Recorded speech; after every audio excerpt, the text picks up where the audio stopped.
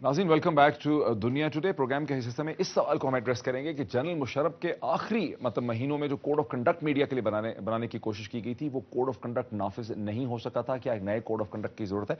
काशिफ, मेरा वैसे ज़ाती तौर पर ख्याल है, जो शहरी कह रही है, वो कोड ऑफ कंडक्ट जो है वो खत्म हो गया था।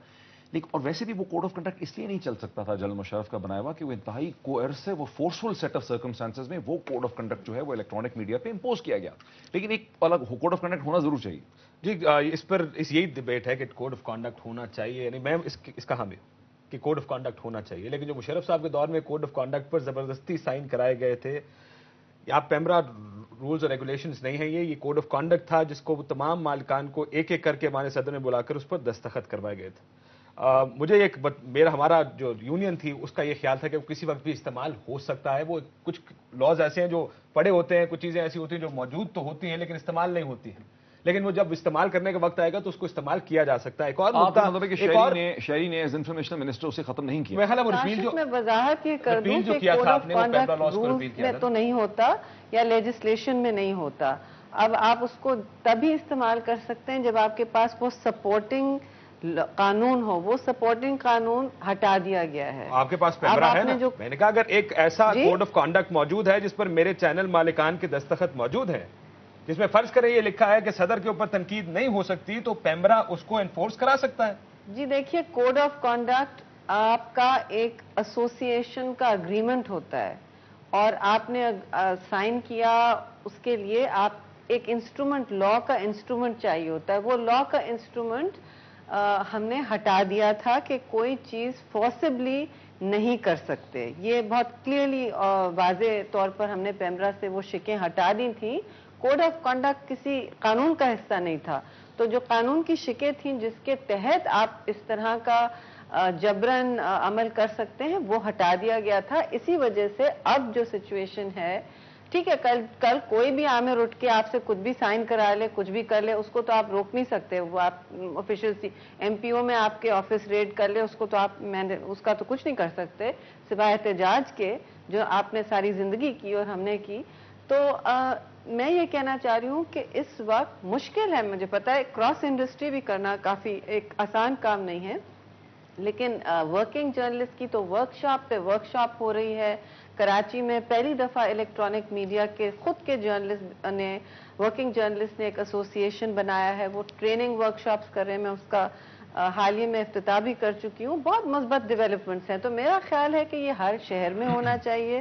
प्रेस क्लब के साथ प्रिंट मीडिया का भी क्लब एक होना चाहिए। थोड़ा सा इसको हम स्टूडियो में आगे बढ़ाते हैं। डॉक्टर साहब, एक और नुकता जिस पर आपको बात करनी चाहिए, मेरा ख्याल है प्रोग्राम का वक्त कम है, चैनल मालिकान का इसमें क्या रूल है? देखिए, आपके पास जितने मर्जी कोड ऑफ कंडक्ट हो, जो मर्जी आपके पास हो, चैनल मालिकान जिनकी तरफ बराह रास्त एक्सेस है हुकूमत का, माजी में मुशर्रफ के दौर में भी चैनल मालिकान को इस्तेमाल करते थे, अब भी यही बात होती, जो कि एक वीक लिंक है, जो हमारी वीकनेस है, जो बड़ा वीक लिंक है, तो उसका अगर हारून साहब मैं उसी तरफ आ रहा हूं। हारून साहब, मैं एक नई चीज आपके सामने लेके आता हूं।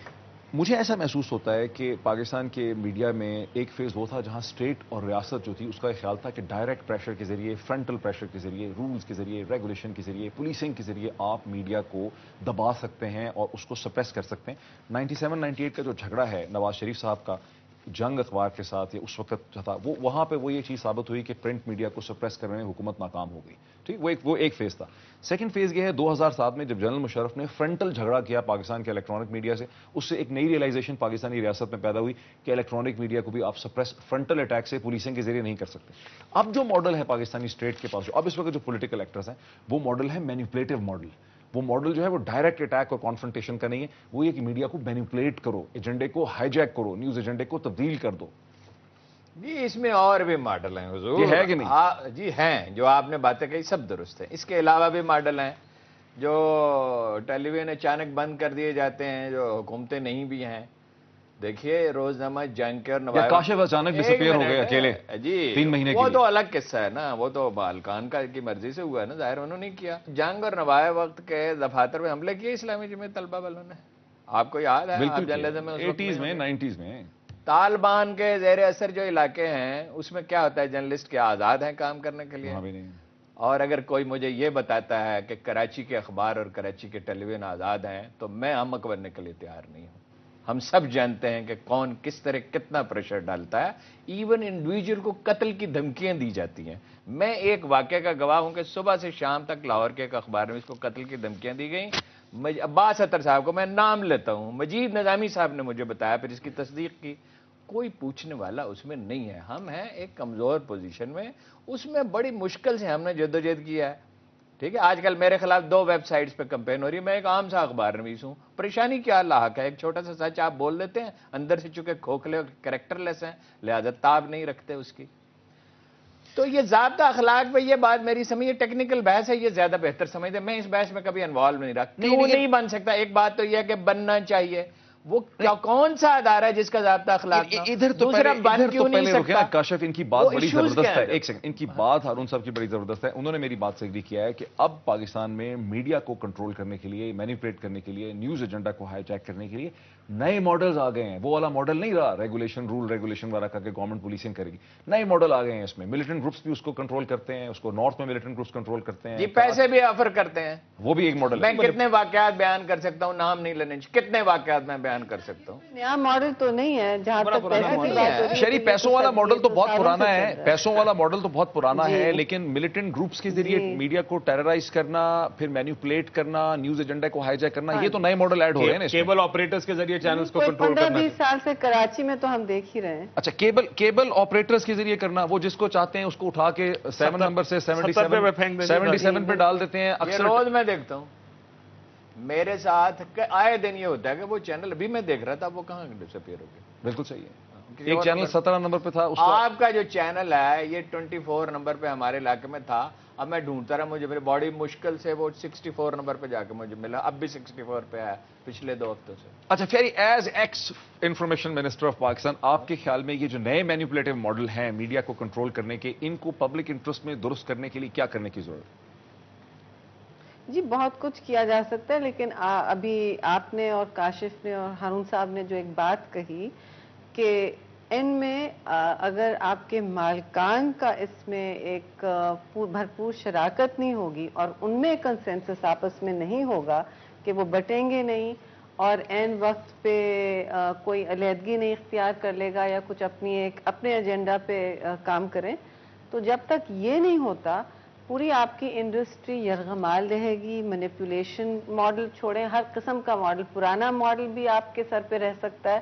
پھر جیسے میں نے کہا کہ حکومت بدل سکتی ہے, کچھ بھی ہو سکتا ہے. سب سے پہلا کریک ڈاؤن آپ دیکھتے ہیں آمریت کا, دیکھیں جوڈیشری پہ ہوا, فری انسٹیٹیوشنز پہ ہوتا ہے, میڈیا پہ ہوتا ہے. اب کریک ڈاؤن کرنے کا اگر ماحول نہیں رہا تو دوسری طرف سافٹ پاور استعمال ہوتا ہے. اب یہ جو ہے سافٹ پاور جو ہے یہ ہر جگہ استعمال ہوتا ہے. کچھ حد تک آپ انڈیا کی بات کر رہے ہیں, سب سے پرانی جمہوریت, اس کے جو اب میڈیا آرگنز ہیں ان کا بڑی بگ بزنس کے ساتھ جو ایک رشتہ بن گیا ہے وہ ایک اور ہی منفی پہلو ہے. اور یہ بھی ان سب باتوں کا بھی ہمیں جائزہ لینا چاہیے, تجزیہ کرنا چاہیے کہ آنے والے وقتوں میں شہری ہمارا وقت جو ہے بالکل ختم ہو گیا ہے. ہمارا وقت جو ہے بالکل ختم ہو گیا. شہری آپ کا ہمیں کراچی سے جوائن کرنے کا, ہارون رشید صاحب آپ کا اور کاشف آپ کا ہمیں یہاں جوائن کرنے کا بہت شکریہ. ناظرین, ابھی آپ نے ہماری بحث اور آپ نے ہماری ڈسکشن دیکھی پاکستان کے الیکٹرانک میڈیا کے حوالے سے, جو ایک سرے سے ایک اینڈ سے شروع ہوئی اور دوسرے اینڈ پہ جا کے ختم ہوئی, جہاں ہم نے کوڈ آف کنڈکٹ کی بھی بات کی. اس ڈسکشن سے یہ بات سمجھ آتی ہے کہ پاکستانی میڈیا اب اس دور سے نکل گیا ہے جہاں پاکستان کی پولیٹیکل حکمران یا پاکستانی ریاست میڈیا کو ڈائریکٹلی پولیسنگ کے ذریعے کنٹرول کرتی تھی. اب پاکستانی الیکٹرانک میڈیا ایک نئے فیز میں آ گیا ہے جہاں میڈیا کو مینیپولیٹ کرنے کے نئے نئے ہتھ کنڈے اور نئے نئے طریقے جو ہیں وہ یہاں پہ اختیار کیے جا رہے ہیں. ضرورت اس چیز کی ہے کہ پاکستان میں ایک انڈیپینڈنٹ پاورفل ریگولیٹر ہو جس پہ سب لوگوں کو اتفاق ہو, اور وہی جو ہے وہ وے فارورڈ ہے اس نئے چیلنجز کا. دیکھتے رہیے بہتر سے بہتر تجزیے کے لیے دنیا ٹوڈے. بہت شکریہ.